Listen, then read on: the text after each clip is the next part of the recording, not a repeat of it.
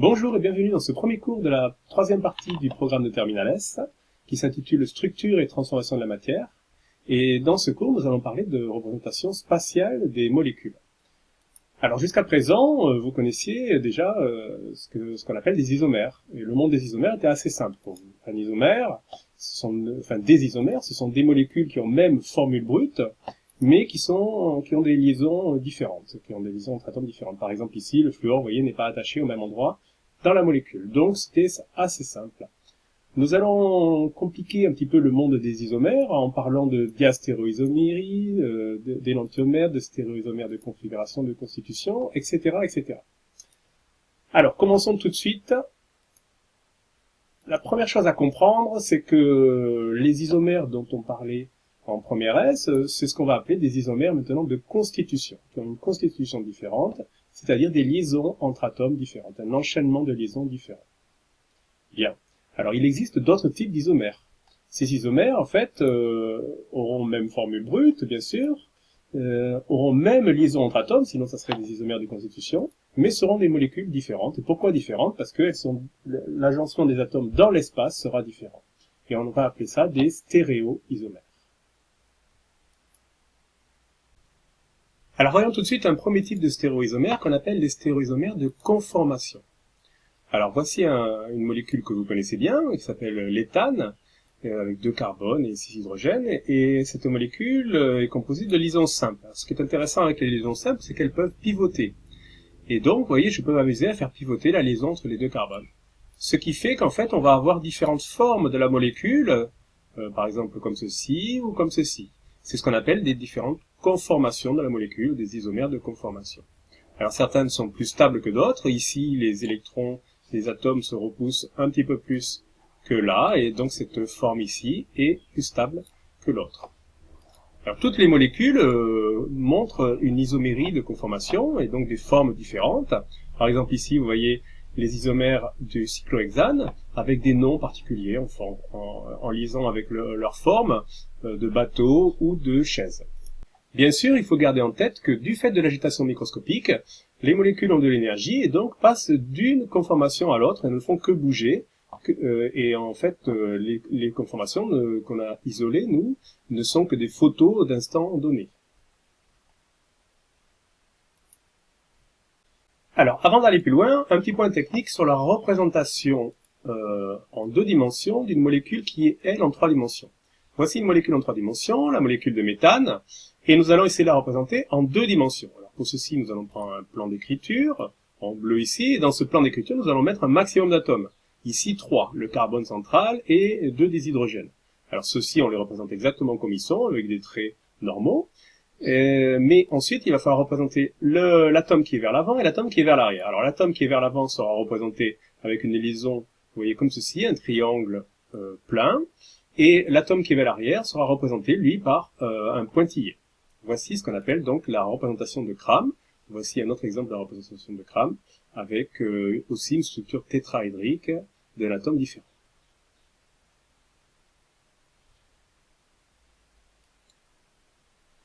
Alors, deuxième type de stéréoisomère, les stéréoisomères de configuration.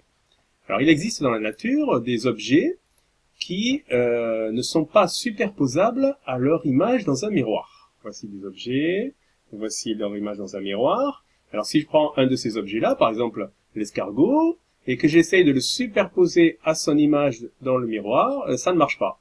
Avec votre main non plus, ça ne marche pas, vous pouvez essayer. Vos 2 mains ne sont pas superposables, alors qu'elles sont l'image l'une de l'autre dans un miroir. Alors ce type d'objet, ça s'appelle des objets chiro. Alors, bien sûr, il existe des objets qui ne sont pas chiro, on dit achiro. Alors, par exemple, des objets comme ceci qui ont des symétries. Vous voyez, si je prends ces objets-là, leur image dans le miroir est superposable. Donc, ceci, ce sont des objets achiro.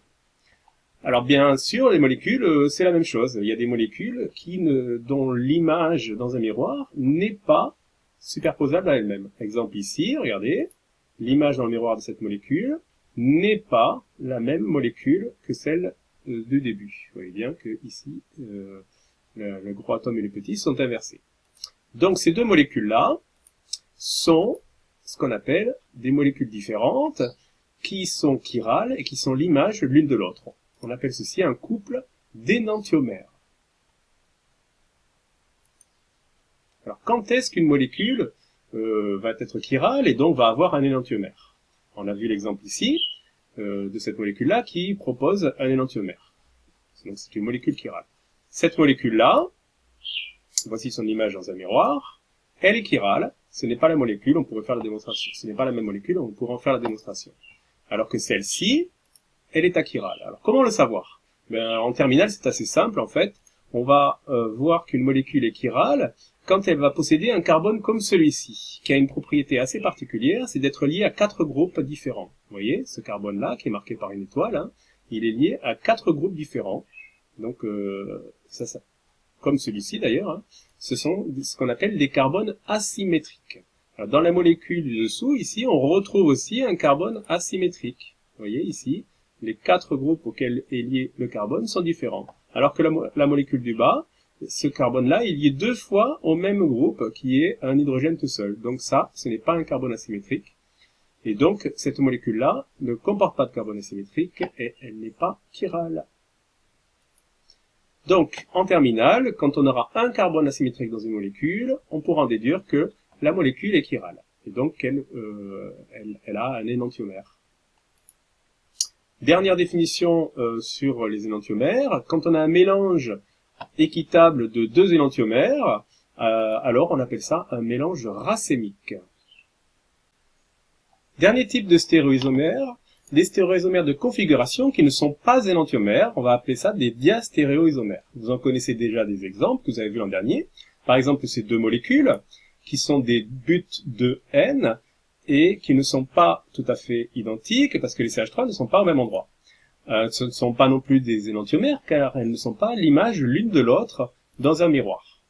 Alors, ces 2 stéréoisomères, on va les appeler Z comme Zusammen, ensemble en allemand, parce que les 2 parties importantes de la molécule sont du même côté de la double liaison, ici, et E but de N comme opposé en allemand, car les 2 parties importantes de la molécule sont opposées par rapport à la double liaison. Vous avez vu ça déjà l'an dernier. Et donc, ce sont 2 molécules qu'on va qualifier de diastéréoisomères. Continuons sur les diastéréoisomères. Alors, voici une molécule un peu plus complexe, dans laquelle vous avez 2 carbones asymétriques. Alors, quand on a 2 carbones asymétriques, on a plusieurs possibilités de répartition des atomes. En fait, on a 4 possibilités de molécules différentes. Ces 4 molécules, qu'est-ce qu'elles vont être? Certaines vont être diastéréoisomères, comme celle-ci, et d'autres vont être énantiomères. Alors en fait, il faut faire attention, hein, vous voyez, quand on a plusieurs carbones asymétriques, il faut étudier cas par cas.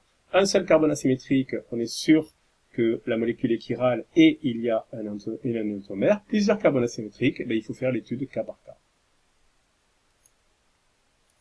Pour résumer tout ce qu'on a vu, les isomères donc se répartissent en isomères de constitution, comme ce qu'on a vu l'an dernier en première S, et les stéréoisomères. Et parmi les stéréoisomères, nous avons les stéréoisomères de conformation, où en fait on passe de l'un à l'autre en faisant tourner des liaisons, et les stéréoisomères de configuration, avec les énantiomères d'un côté, et les diastéréoisomères, qui ne sont pas énantiomères. Voilà, c'est pas si compliqué finalement. Alors terminons en parlant un petit peu de Pasteur, qui en 1848 a étudié des cristaux particuliers de tartrate, qui avaient la caractéristique d'être l'image l'un de l'autre dans un miroir, donc c'était des cristaux chiro et non superposables. Hein. Alors il a eu l'idée de faire des solutions de ces cristaux en les séparant, hein, et il s'est rendu compte que ces solutions avaient la caractéristique de faire tourner le plan de polarisation de la lumière d'un côté ou de l'autre en fonction des cristaux. Alors si vous ne connaissez pas trop ce que c'est que la polarisation de la lumière, ce qui est normal, je vous mets un lien ici, allez vous cultiver, vous allez voir, c'est pas si compliqué que ça. Alors en fait, donc Pasteur s'est rendu compte que ces cristaux avaient des propriétés différentes, et il a eu l'intuition que ces propriétés différentes étaient liées à une asymétrie microscopique. Et en effet, on s'est rendu compte plus tard que les ions tartrate avaient des carbones asymétriques et donc pouvaient présenter des énantiomères. Alors pour dissocier les énantiomères, on parle d'énantiomères R et S, plus et moins L et D en SVT, par exemple pour les acides aminés. Alors on ne détaillera pas dans ce cours qu'est-ce que ça veut dire exactement, c'est pas du programme de terminale S, mais ça dissocie les deux énantiomères l'un de l'autre. Alors ce qu'il faut que vous sachiez par contre, c'est que les énantiomères peuvent avoir des effets très différents. Par exemple, on peut parler de la thalidomide, qui fut un médicament distribué dans les années 50 et 60 aux femmes enceintes comme antivomitif. Alors un des deux énantiomères de la thalidomide était en effet antivomitif, mais l'autre énantiomère a eu des effets très très importants sur des fœtus et a provoqué de nombreuses malformations. Et donc, il a été retiré assez rapidement du marché. Alors donc, en conclusion, il faut que vous sachiez que les énantiomères, quand on fabrique une molécule, on fait bien attention à fabriquer soit un énantiomère, soit l'autre énantiomère, car les effets seront différents du point de vue chimique ou biochimique. Voilà, ce cours se termine. À bientôt.